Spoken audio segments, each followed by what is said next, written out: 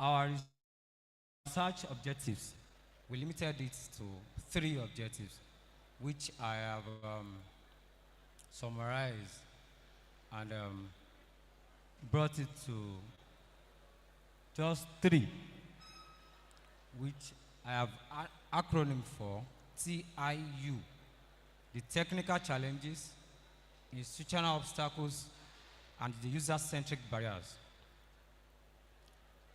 What are the objectives for technical challenges? It's just to examine the ICT infrastructure system. Also, the data management capacity affecting digitalization realization. For the institutional obstacles, we are to evaluate the governance fragmentation, legal framework, and organizational capability barriers. For the user-centric barriers, is to analyze digital literacy, assess inequality, and stakeholders' trust in influencing the adoption of the sustainable use of this digitalization. Literature review. Please, next slide, please. Literature review. Yeah.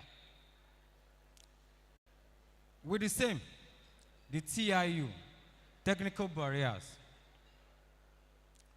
We find out that literature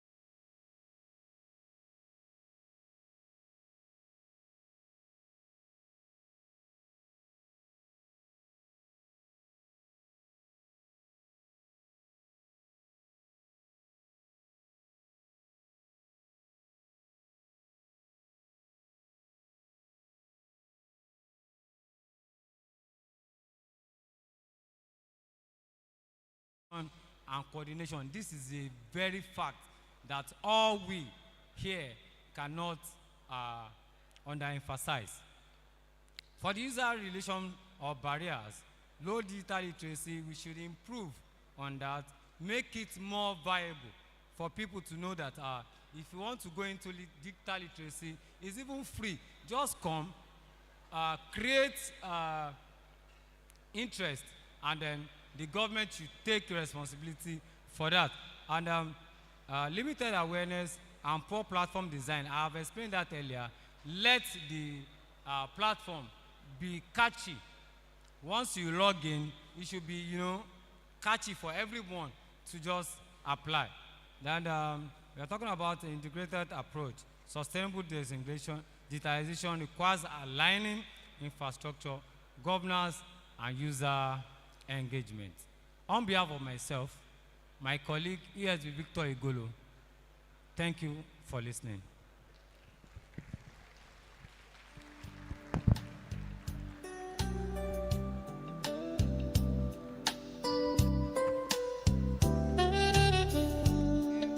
Thank you very much to Obia and Valua Ismail. Please, a round of applause for him as he makes his way back to his seat. Now, I quickly want to go back and he made that presentation on behalf of himself and SS Obia and Valua Igolo Victor Hope. Now, I quickly want to go back to the paper that was to have been presented before this from Professor Chukwuemeka Ikenta. He's presenting on behalf of himself, Abia Benabo, and Ayo Jonathan. Prof, are you on? Prof, where are you now? Oh, fantastic. Please, ladies and gentlemen, make welcome Professor Chukwuemeka Ikenta as he makes his way upstage.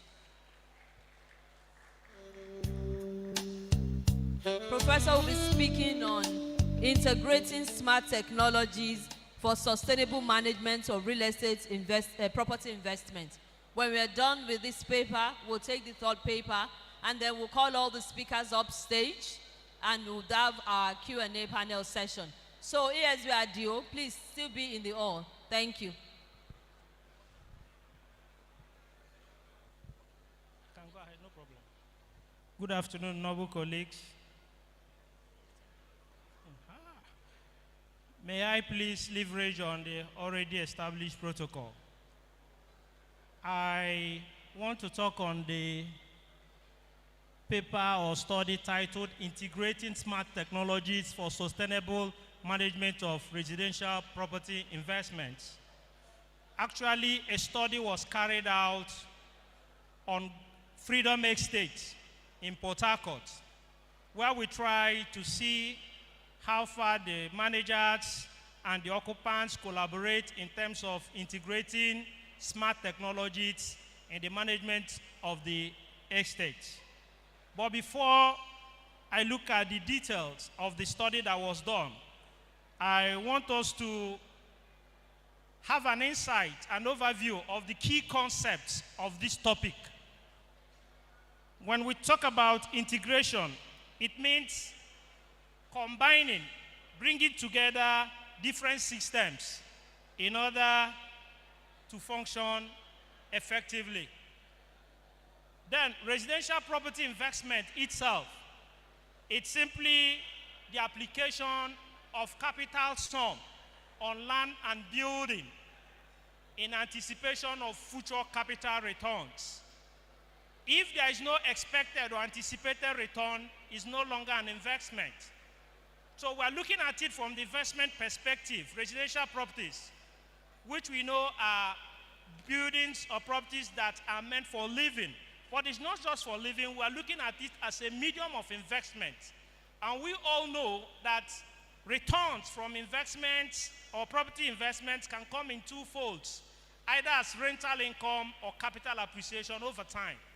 So there is need to look at how the property manager and occupants can leverage on smart technologies and improve on their services that will also bring satisfaction to the occupants. Now, what do we mean by smart technology?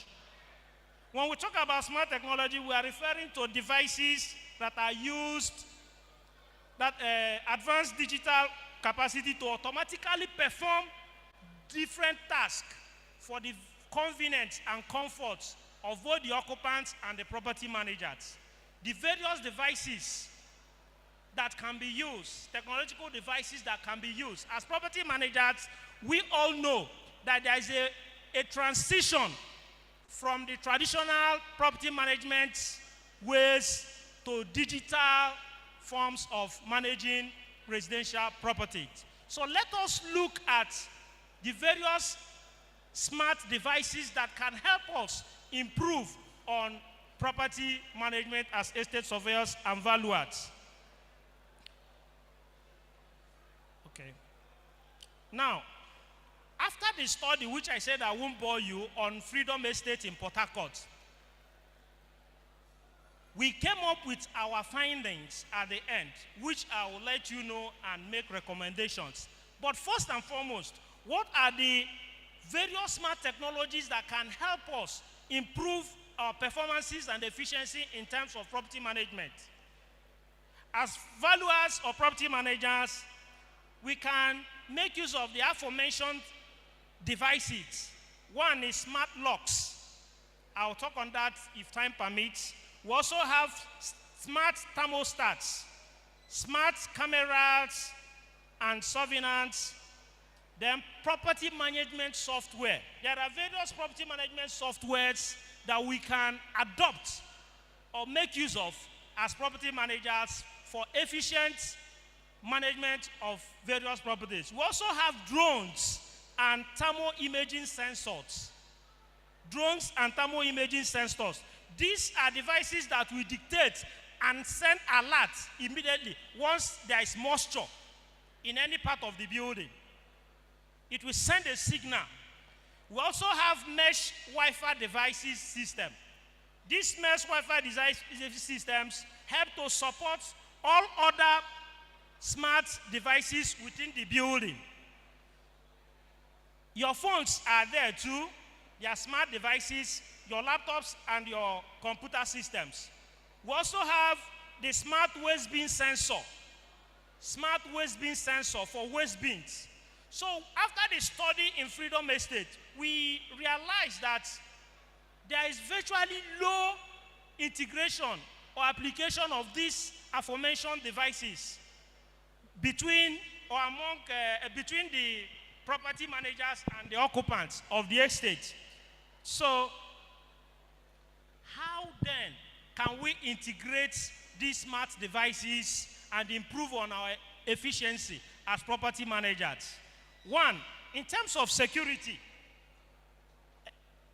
In terms of security, if we have smart locks with sensors, it can easily prevent access for an unauthorized person. So if you don't want somebody to access the buildings, the rooms, use smart locks, which we know some persons have been seeing or making use of them in hotels. But we are looking at integrating them in properties we are managing for comfort. Now, how can these smart devices help in terms of utility efficiency? The use or integration of smart technologies can help to reduce cost of consumption in various utilities we use. For instance, using smart utility systems like water leak detectors, smart thermostats will automatically turn off lights when nobody is in the room. So you can see that will help us these days. Unfortunately, when I came into Umuahia 2 days ago, somewhere at World Bank Estate, they said the occupants in that estate, here in Umuahia, they went straight to the transformer and removed themselves from power grid, that the cost on the billing on them is much. You can verify. That was the information I got just yesterday. So to reduce this cost, you can now use smart utility systems, like I've mentioned, which can trip off lights when not in use. Again, too, in terms of our routine inspections, our daily routine inspections, such as rent collection and maintenance schedules. We can use property management softwares. We have some softwares that can help you at the comfort of your offices to collect your rents comfortably online, and even in terms of repairs. We have softwares like Bullion, AppFollow, and others. So making use of these smart softwares can help you. Instead of every day you go to the site, collect rents, chasing them. When you use these apps or softwares, it can reduce your stress in terms of routine inspections. In terms of maintenance, there are smart devices too that can alert you early enough, and by way predictive maintenance, they can preempt, notify you on time when there are challenges in the building. For instance, when you use thermal imaging and drones, there are smart devices that can detect leaking roofs easily, even cracks. And once they detect that, they send a signal or alert immediately. And quick response will definitely minimize damages and speed up response time. So when you apply these devices, it will help you. I mean, the software, property management softwares, they can help you to minimize your response time and increase your. Where is the noise coming from? All right, what of property management? Property managers can conveniently manage properties remotely. You can manage your properties remotely without going to the location where the properties are, by the use of your phones and laptops. This will definitely reduce stress. Now, there is also a technology, a smart device for waste bin management. We have smart bins. These smart bins are embedded with sensors. The sensors dictate expansion in the waste container. And once it gets up to 80% capacity, it sends a signal. It sends an alert.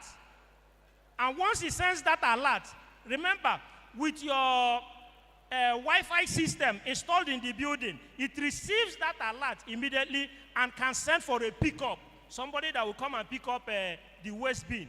If these are embedded or integrated in our property management, it will definitely enhance the services we render. Now, we also noticed in the course of our study that one of the devices too that can enhance, that needs to be integrated, is in terms of parking space. Parking spaces are automated with mobile apps. When you automate your parking space, it will send alerts to the drivers, if they have that app, to know where they have parking space. And that will definitely reduce traffic congestion within a residential housing estate. But integrating these smart devices cannot come without challenges. What are the likely challenges that we found out in the course of the study? We found out that initial cost of installation is a big problem. Some persons may find it difficult, but the higher you go, the cooler it becomes. When I make my recommendation, we'll now know how we'll go about in terms of the cost as a challenge. We also have resistance to changes. Both property managers and occupants, most times they may likely resist adopting these smart technologies because most of us prefer the traditional system. But we cannot run away from the contemporary use of technologies in vogue right now. So every one of us should try as much as possible to cue in towards migrating from the traditional property investment management to the use and integration of smart technologies in our property management. Again, another challenge is lack of awareness or digital literacy. Most of the occupants may not be well grounded in terms of technology, but with time, when they create the awareness, they will be well informed on how to use these digital devices. Another challenge is digital divide. Not all tenants have equal assets. Oh, sorry. Sorry. Yes, I should. Okay. Let me quickly go to the recommendations that we made. I've talked about the challenges of integrating these smart technologies. But one thing we should know is that we are going digital. All as estate surveyors and valuers, we should try as much as possible to learn some of these technologies and how to apply them in terms of property management before we are left behind. What am I? But again, let me also mention another major challenge. Another major challenge is in terms of data privacy and security risk. Before you go into using these smart devices, as either as a property manager or as an occupant, remember your data must be uploaded. And if not well guided, it may be hacked. So it's a major challenge. But there are specialists that will tell you on the technicalities on how to go about preventing your data being hacked when you are using them. So do not be afraid. What are our recommendations? Just like we have a seminar of this nature and magnitude, there is need to create adequate awareness among property managers and even occupants. But especially as professors, as professionals, we should try as much as possible to learn more on the use, the application and integration of some of these smart technologies in terms of property management. They will go a long way to helping us. Another is adopting phased implementation. Remember, one of the key challenges I mentioned was cost, initial cost of acquiring the smart technologies. But you can do that in phases. As an office, as a branch, you can migrate gradually in phases until you get there. But we cannot run away from that. Again, is to develop supportive policies. We should, as an institution, come up with policies that will encourage members to see the need to transit from the traditional property management system to the use of smart devices in terms of our property management task. Again, too, another recommendation is to look for a way of encouraging public-private partnership among us, the professionals, as estate surveyors and valuers, and those that has IT, those that are IT experts on how to integrate some of these devices. If we do that, it will go a long way in helping us manage our properties effectively and efficiently. Thank you, and God bless you. Thank you. Please, a round of applause again for Professor Chukwuemeka Edmond Ekenta. Thank you for the paper on barriers to, on integrating smart technologies for sustainable management of residential property investments.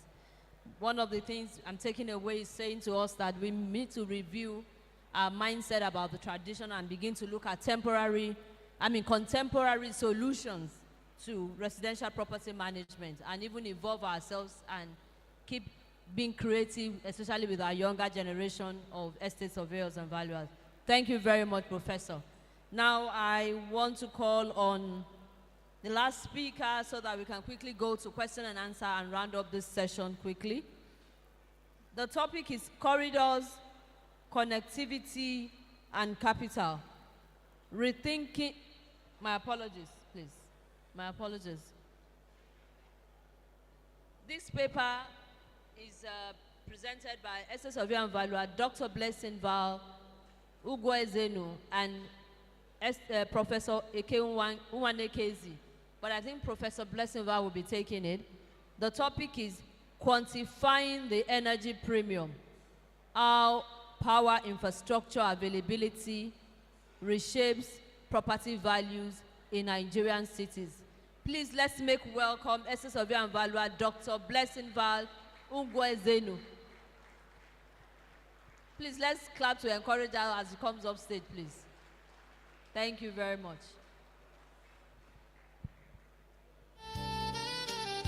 the other speakers, once Doc is done, we'll all come back on stage for question and answer to also wrap up the session. Then we'll do the plaque presentation. Thank you. Thank you. Updating our existing protocols. Good evening. My name is Estate Surveyor and Valuer, Dr. Blessing Val Uwezono. This is a joint work with Professor Oke Wanekeze from University of Uyo. The title of our paper today is The Energy Premium, How Electricity Affects Property Prices in Nigeria. Now, today we are answering a simple question. How much does electricity add to property value in Nigeria? And more importantly, how can you use this in your valuations? Let's get started. Okay. Right now, here is the problem all we face.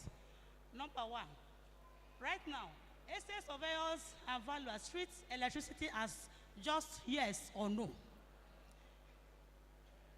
Whether either the property has electricity or it doesn't. But we don't have a standard way to say how much electricity adds to value. Is it 5%? Is it 10%? Is it 20%? We are just guessing. And when we go to court, or when the banks question our valuations, we can't defend our numbers with data. Because of that, we needed to find a simple and defendable method that any estate valuer can use. That is what this research does. Let me quickly tell you what we did. We studied 147 properties that actually sold in Lagos, Abuja, and Port Harcourt from 2020 to 2025. We compared the prices based on their electricity supply. How many hours per day? Do they have backup? How close to a power plant? And we found patterns that you can use when you're adding valuations. It's actually quite simple when you see the numbers. Let me show you our data sources. We focus on 3 cities. Lagos, because it is our business hub. Abuja, because it is our capital with better electricity. And Port Harcourt, because it's an oil city with some independent power plants. Then we look at 147 property sales. This came from estate agents from 2020 to 2025. Then we now measured. Each property we measured, we recorded how many hours of electricity per day. Does the estate have a backup generator? How close is it to an independent power plant? Then we compared prices. Now, here's what we found. We found out that properties with good electricity sell for 22 to 35% more than similar properties with poor electricity, up to 1/3 more value, just because of electricity. Now, let me break it down for you.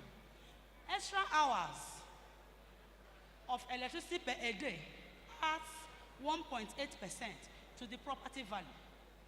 So if house A gets 20 hours and house B gets 10 hours, that's 10 hours difference times 1.8 equals 18% more value. Then, if the estate has a backup generator that everyone shares, add another 12 to 15%. And if the property is within 3 kilometers of an independent power plant, add 18 to 22%. These are the numbers you can use in your valuations. Now, the premium is different in different cities. In Lagos, each hour adds 2.3%. Why? Because in Lagos, time is money. Businesses need power. So people pay more for reliable electricity. Port Harcourt is in the middle at 1.8% per hour. Abuja is lowest at 1.4% per hour. Why? Because Abuja already has better grid supply than other cities. So when you are doing valuations, you can use the rate for your city. So what does this mean for you as an estate valuer? One, stop treating electricity as just yes or no. It is not. It's a range. Because 10 hours is different from 20 hours. Second, use 1.8% per hour as your adjustment factor. Or use 2.3% in Lagos, 1.4% in Abuja. You are now have numbers. Then, when the estate has a shared generator, add 12 to 15%. That's the real value addition. Fourth, your valuation are now defendable with data. You are no longer gazing. Let me give you a simple example. A house A in Lekki gets 20 hours of electricity per day. The estate has a shared generator. It sells for 55 million naira. Then house B, same street, same size, same everything, but only 10 hours of electricity per day. No backup generator. It sells for 40 million naira. Then what's the difference? The difference is 15 million naira. That's your energy premium. Let me break it down. 10 hours difference times 1.8% equals to 18%. Estate generator equals to 12%. Total is, when you add 18% plus 12%, it will give you about 30%.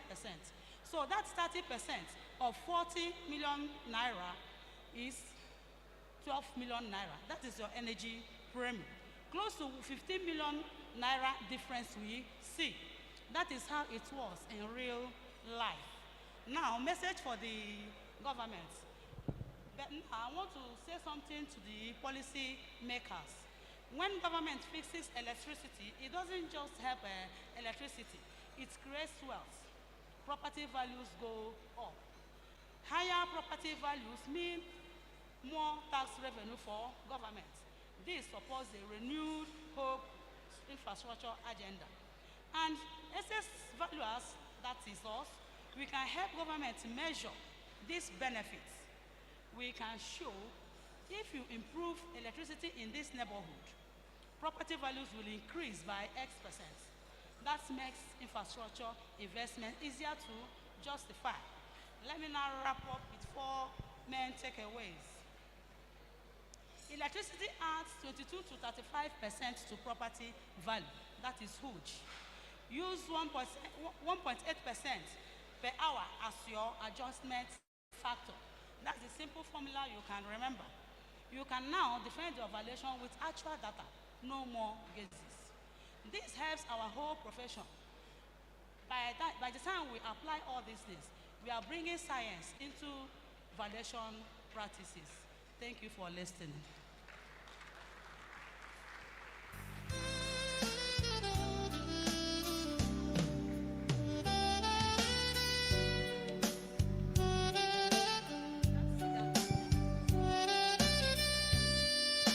Thank you very much. A round of applause for Dr. Val Ugwezoni. Please sit. So let me call back up stage for question and answer. That's what we used to take the form of the 2 panel sessions that we should have had. So I want to call up stage Professor A.C. Ogbonna to please come up stage.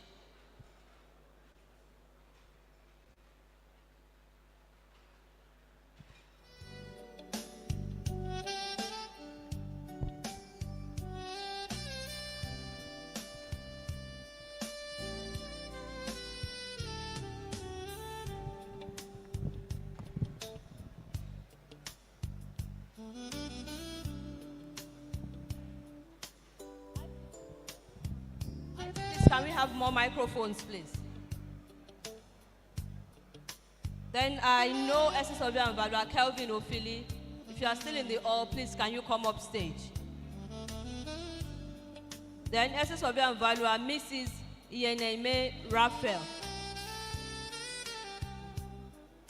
Are you still here? Oh, thank you. SS Surveyor and Valuer Kelvin Ophili, if you are here, please come up stage. SS Surveyor and Valuer Augustine Udo. And SS Surveyor and Valuer Professor Mrs. Rose Robert. Please, can you also come up stage? And SS Surveyor and Valuer Adio.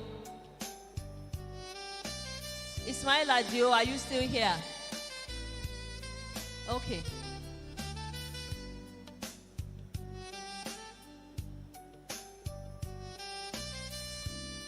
Please, if anyone can find SS Surveyor and Valuer Ophili out there, can you please ask him to come up?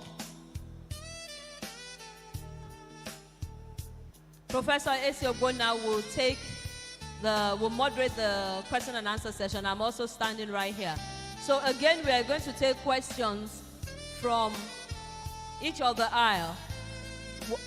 From my left, 1, 2, 3, 4. We will have a bonus question for the president. Already I see Professor Yusuf Gambo's hand up. That's on row 1. Row 1, I have Yusuf Gambo. Row 2, I see another hand in row 2. Ushers, can I have an usher, please? Can I have an usher, please? Or a member of the CAC? Yes, you are Noshile, please. Come help me out here.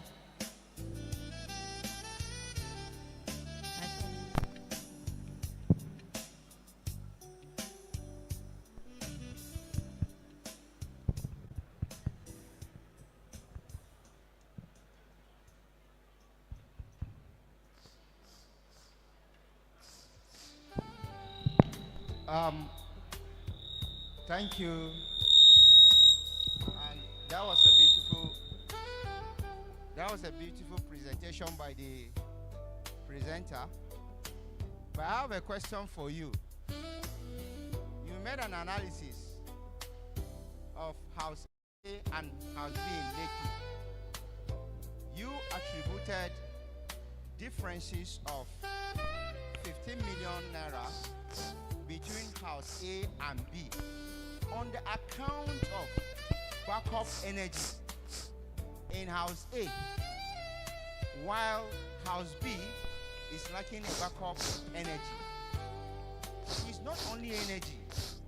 In valuation, you know, in the classroom we're taught there are no two properties that are exactly alike. They differ because of location. What premium are you, from that 15 million naira, what premium are you attributing to location?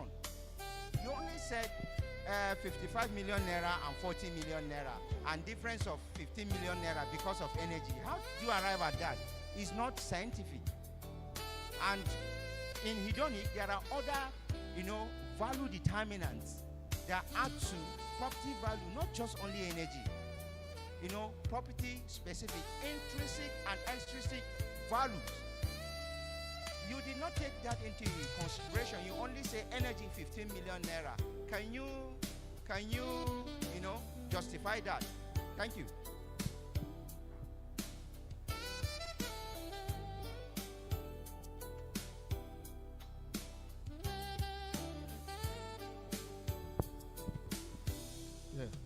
Thank you very much. My name is Professor Babidele Oguleye, a fellow of the institution. I have 3 questions for 3 presenters, and I will take it quickly. I have one for Dr. Mbazo. I don't know how to pronounce his name, but please pardon me if I'm murdering your name. Dr. Mbazo and Estate Surveyor and Valuer Adio.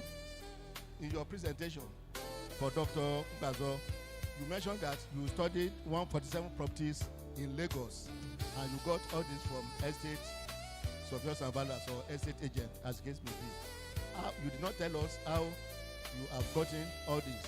Whom and whom did you get it from? We need to be guided so that we know that you are doing a very good job. So we want a report on that. And then for SW and Valua Alao, you did mention that you studied your research in southwestern Nigeria, which of course is Lagos, or Ondo, Osun, and Oyo. And you did mention that you obtained questionnaire from 400 respondents. How did you get all this? We need to be guided. And again, your data analysis, you didn't tell us what type of statistical tools you have used to arrive at that your analysis. I think we'll be interested in that for people like us who are scholars. And lastly, for SSW and Valua, Professor Ekanta, you gave a very good presentation on smart technology. You told us so many things to be done, but my question is this: in Nigeria, is smart technology practicable? Is it practicable in Nigeria? Please tell us more about that. Thank you. Hello. Sorry, excuse me. Please, with all due respect, we would wish that questions go straight and be short because of our time, because we have many presenters, please. So for others, please go straight to your question. Thank you. The first question was for who?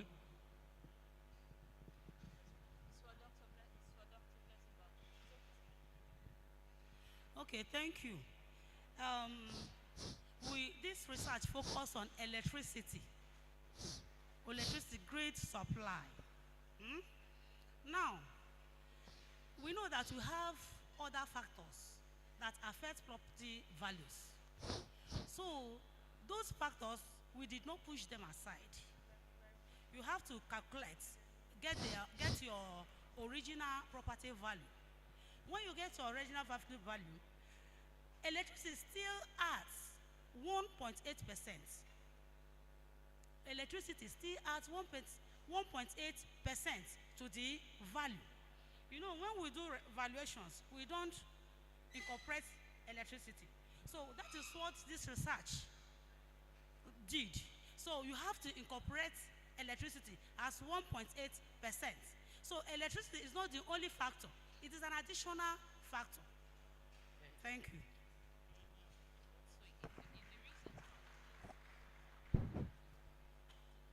I'm not sure whether the next prof that raised 3 questions, have we identified those who will be answering those questions from prof? Okay, Prof, sir, you did ask about the practicability of using these smart devices. We've started using them, but part of the challenges, like we all know, is a steady power supply. But where they reach, thank God today we have alternative power supply. But we can use the alternative power supply and get it done. It's practicable. Thank you.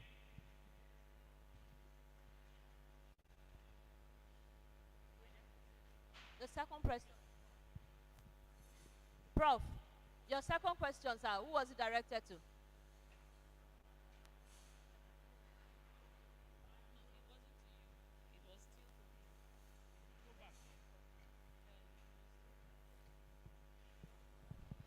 Sorry, I just want to get some information from Dr. Bazo. I mentioned that he said he did his research in Lagos, Abuja, and Port Harcourt, and that he studied 147 properties from estate surveyor valuer or from estate agent. He did mention that. My question is this: how did you get that data, or how did you get your information from those estate surveyors and valuers? How many are they? That is what I just want to know, for at least for research purpose. Thank you. Okay, that's 147 properties sales came from estate agents across the Lagos, Port Harcourt, and Abuja. Then the analysis, we now use hedonic pricing model by econometric equation. Through the analysis we got from the data from 147 properties sales. That was how we did our analysis. Thank you very much. Thank you very much. Do we have a question from the third row? Yes, please.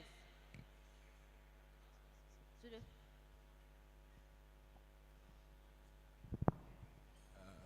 My question will still second what Prof was trying to ask Professor Ikenta. I am ESV Russell Ogbonna. Talking about integrating smart technology in property management. We know that property management has to do with the daily running about in taking care of properties. Given the peculiarity of the Nigerian system, the tenant we have, is it really applicable to rely on technology to collect our rent, manage our maintenance, pay vendors, and also utilities? Thank you.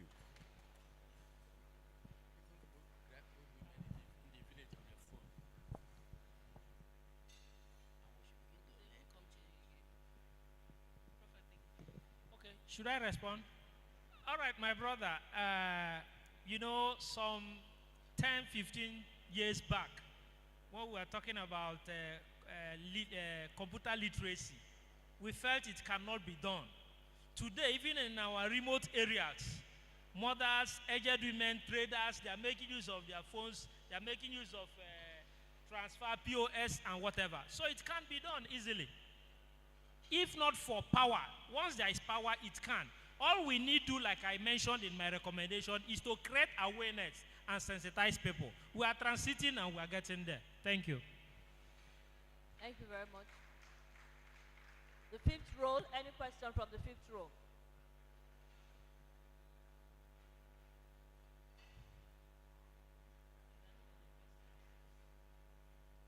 I want to ask SOB and Valua Kevin Ophili a question. And I want to ask that when you consider the integrated smart technology for sustainable management of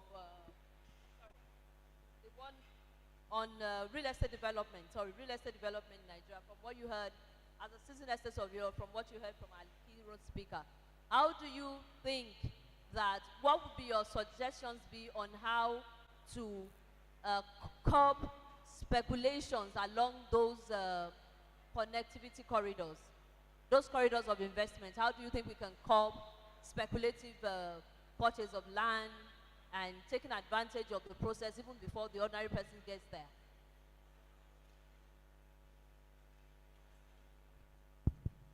Sorry, the question very well. Stop speculation on what?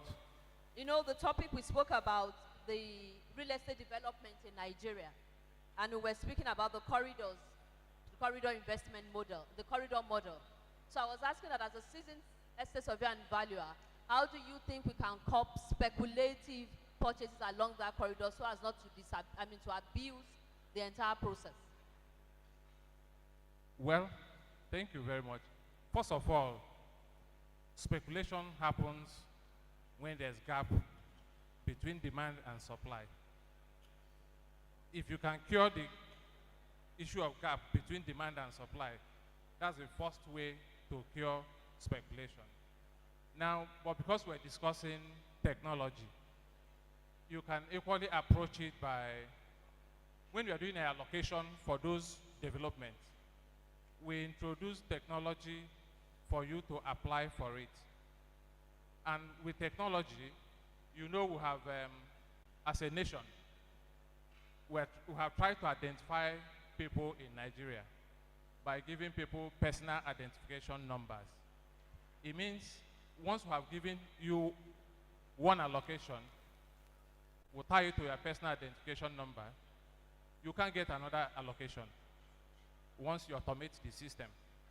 So since we're discussing technology, AI can help in that direction to cure issue of speculation, because speculators always want to take more than they need at the immediate and hold it on, make sure you don't bring the supply to the market, distort supply end of it, and figures will go up, then they come back to bail out. So with smart software systems and personal identification number, which is still technology, you can cure that. Thank you. Thank you very much. Professor Gona, would you? Professor Ms. Sokoro, we've listened today to presentations on land titling, deployment of smart technologies, and the rest. You are a teacher. Where does our educational system come into preparing us to meet these challenges, in your opinion? The challenges of land titling. Land titling, deploying smart technologies, and the rest. How do our institutions of higher learning, teaching estate management, where do they come into preparing us to meet these challenges? Okay, sir. Thank you so much. The mic is humming, so we are not hearing specifically what you are saying from there. But I can hear about education system.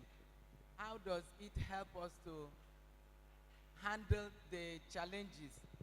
Is it of land titling? Titling, Okay, fine. smart technologies, and the rest. Land titling. In the school, in the educational sector, we teach our students about, we teach them about land documentation, teach them about land titling. Everybody, every person, every owner of land has documents making sure that the person has ownership to the land. So right in school, we educate our students about all this surveying, mapping, land titling, ownership, documentation, and all that. So when it comes to digitization of land titling, we are trying to reduce the land-based document to a digital format and capture it centrally so that at any time you can access your ownership of land. It helps a lot of things. It helps a lot of challenges of the titling of land. That is it can help in land transaction and can help in litigation of title. So actually, you capture it, you centralize it, and secure it through blockchain technology so that nobody can actually tamper with your title to land. So that at any time at all that you want to get into transaction, there would be no question as to is it your land, is it not your land. Also in credit access, if you want to get credit facility from bank will not have problem trying to find out whether it is your own or it's not your own. You key into your data into the platform, and the bank would know that it is your own and it's not another person. Thank you. It also reduces litigation to land. There will be no question as to whether you are the one, you are not the owner of the land. Thank you very much, ma'am. Is Thank you sorted very out. much. I took the privilege of asking all our esteemed speakers to come up stage, but I see for that of questions, I would like to have a 30-second touch-up from each one before I ask you to go off stage or before the president comes and presents the plan. So starting from SOV and Value Philly, please, we've been speaking on corridors, connectivity, and capital. If there's one takeaway or opinion from your end, comments, 30 seconds so that we can get off the stage. 30 seconds as a senior ESV to the House. 30 seconds comment on the theme of the conference and all you've taken away from here. Well, take away from all we said, for me, is we have to embrace technology. They said technology will not take surveyors out, but surveyors who refuses to embrace technology will be taken out. So the truth is, the way the world is going is, everything is now being done digitally. If you notice, for banks to even take your account and put on your phone and tell you to operate it, you can imagine what technology can do. So for me, my easy takeaway is embrace technology, embrace technology. Thank you. Yes, Prof. 30 seconds. 30 seconds stops. For me, we have to move forward. We have to leave the analog system and go forward, get into digitization, get into ICT awareness and then educate the people that come to us for services. Thank you. That we should move forward in ICT. Thank you. I changed my tactics. One sentence. I've changed it from 30 seconds. One sentence, take away. Yes, sir. Okay, we are talking about efficiency, transparency, and security. Okay. So if we don't embrace what we are talking about, this topic will only become a conference topic. Thank you If very much. we embrace it, that is. Thank you very much. Yes, we are due. One sentence. Thank you very much. That's one sentence already. Yeah. Just let us embrace technology. No way out. No going back. Technology is the way out. Thank you. Thank you. Doctor, one sentence. Thank you very much. I'm very happy for this international conference we normally have yearly. From it, we used to learn a lot of things. But now, based on my paper I presented, One sentence. we don't incorporate electricity in our evaluations. So I want us from now on, let us be incorporating our electricity in our evaluation. It makes your evaluation to be robust, and you will defend it anywhere, any day you go. Thank you, ma'am. One of our rapporteurs. Smart technologies is the new normal. Embrace it or be phased out. Thank you very much, Prof. As professionals, we should create no room for excuses in joining the transition train. Thank you. No room for excuses to join the transition thing. Thank you, Prof. Prof? NIESV must collaborate with the institutions of higher learning to train the next generation. Our curriculum needs to change. Thank you. Thank you very much. Please, can I invite the president to come up stage and take pictures with our panel for the question and answer? Thank you. Please, a round of applause for President Esobian Valua Victor Adekunle.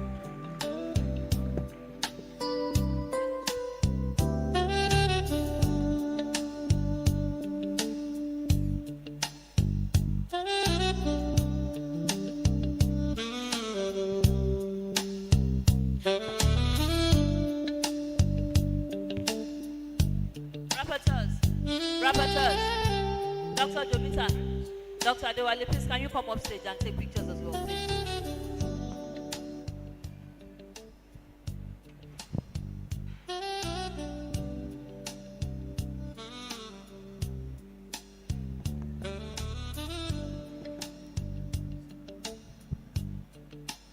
Thank you so much, resource persons, for your time and for the knowledge that you have shared with us.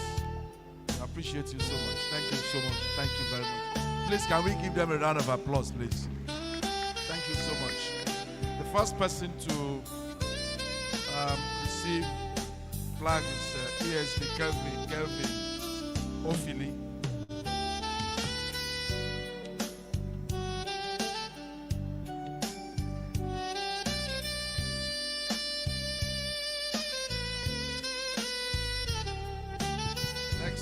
ESV Ekenta Chukwemeka Prof.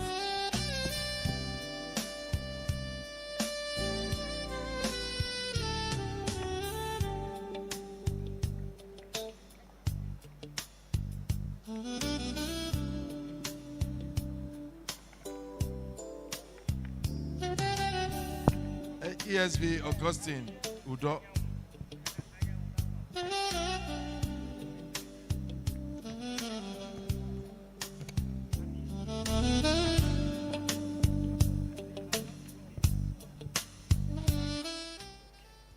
ESV Raimi Ismail Adio.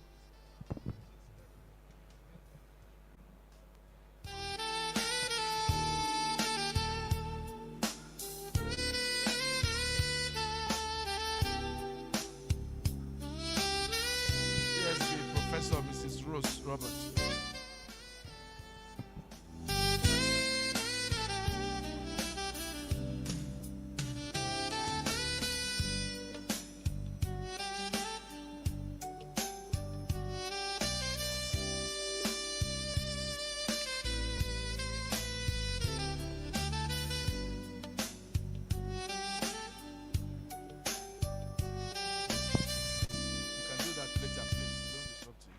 ESV, Mrs. Nyeneme Raphael.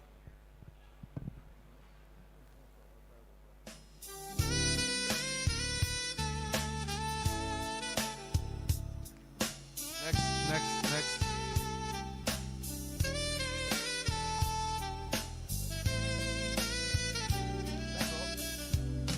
What about doctor?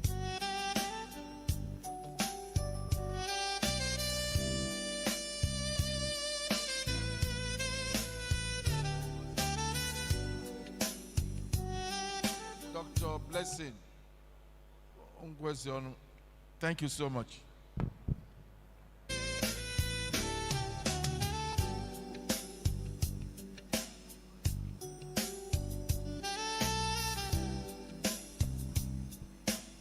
Pictures, sir. That's all, sir. Pictures.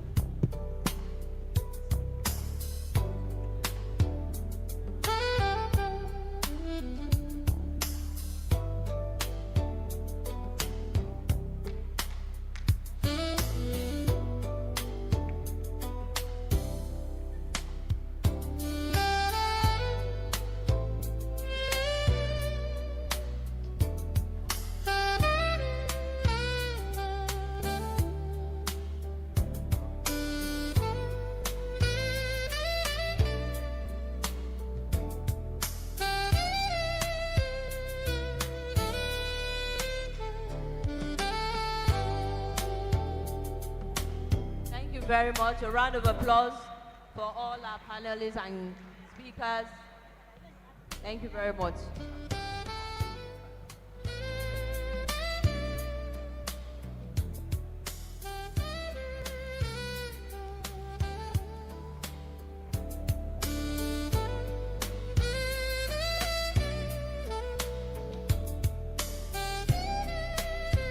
So finally, this second day of paper presentations has finally come to an end. I want to appreciate each and every one of us for staying till this time. Thank you very much, noble colleague. I will ask that we take our pictures and network a little bit more, but we need to leave this all so it can be prepared for the unencumbered night. Unencumbered night. So please, can we make our exit so that the decorators can get this place ready for an unencumbered night? Thank you very much, noble colleague. God bless Naive. Thank you. We'll need to exit this all shortly so that the place can be prepared for the next program. Thank you very much, noble colleague. God bless you. God bless the Federal Republic of Nigeria.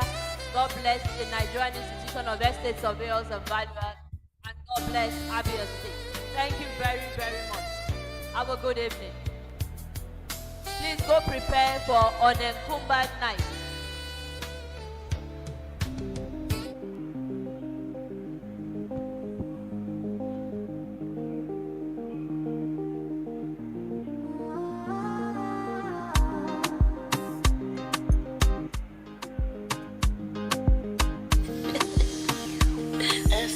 On the beat.